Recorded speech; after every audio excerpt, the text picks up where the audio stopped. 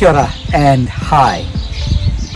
The Food and Drug Administration, or FDA, Food Safety Modernization Act, or FSMA, Produce Safety Rules, and Global Good Agricultural Practice, or GlobalG.A.P, include a focus on best practice when it comes to farm, when it comes to produce and producing things safely.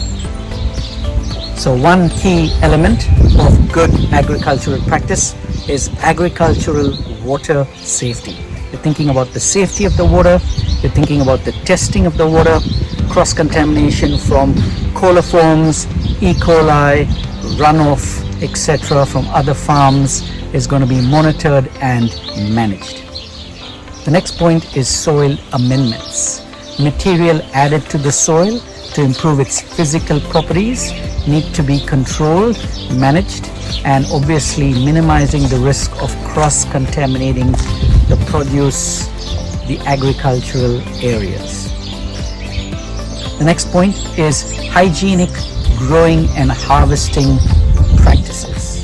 Making sure that we've got good toileting facilities on site, either on the farm within 5 minutes of walking distance of the workers on farm, or within the pack house having good hygiene systems. So you're thinking about hand washing, illness management, PPE, toileting, all that forms part of good hygienic growing and harvesting practices, including the cleaning of any equipment used on farm, any knives, utensils, tools, harvesters, trailers, etc. The next point is the risk from animal intrusion, including crop damage and fecal contamination. This has resulted in a number of produce-related cross-contamination events where animal intrusion has resulted in produce getting contaminated. Things like E. coli, things like coliforms, listeria, salmonella is where that risk comes from. Management of employee health, illness and hygiene practices. So making sure you've got a good illness management system on site and on farm.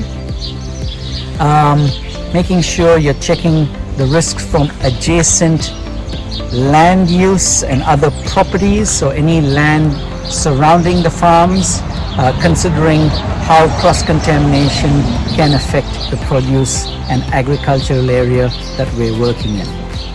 As we mentioned earlier, illness management and good hygiene practice form part of the safety practices expected on farm. The next point is sanitary design of the facility and equipment. If produce is leaving the farm and going into a pack house, we are considering any equipment we're using, suitability for cleanliness, suitability for hygiene, because that's going to minimize the cross-contamination risk that will eventually end up with a customer. Cleaning, sanitizing, making sure we're using approved chemicals, and cleaning and sanitizing is effective, please. It's important that staff understand what chemicals need to be used for what activity, and also understand the intricacies of cleaning. That's cleaning is scrubbing with soap, a brush, using sanitizers, and when it comes to hand washing, importantly understanding that sanitizer alone is not an effective barrier against viruses like norovirus. On farm, you've got a number of viral and pathogen infections that we try to manage. So viruses including norovirus, hepatitis A, etc. Hepatitis B and C transfers with body fluid. So you're minimizing things like spit, things like urine, all body fluid that can potentially cross-contaminate product. With hepatitis A, it's just a plain contact thing. So making sure that we are testing of staff before we recruit them to farm, because that's going to minimize that risk. Washing and drying of produce, important ways to control. And once we dry produce, making sure we have it well temperature controlled. Temperature monitoring and chilling down of the product is going to minimize the risk of bacteria such as Listeria, Salmonella growing on the produce within the packhouse.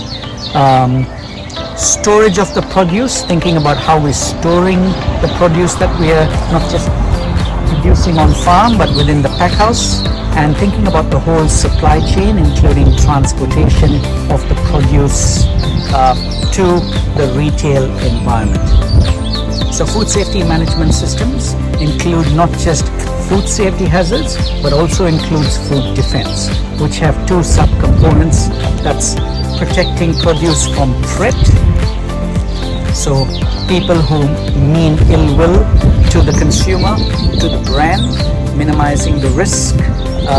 You're thinking about opportunists, extremists, etc., who might take the opportunity to cross-contaminate product. And then, of course, the minimization of food fraud. So that's the economically driven or motivated use of produce, packaging, etc., for economic gain. So all those three components form part of a food safety management system umbrella and summarize the requirements for produce safety rules and global good agricultural practice. If you'd like to learn more about good global agricultural practice, we would love to hear from you and train your team.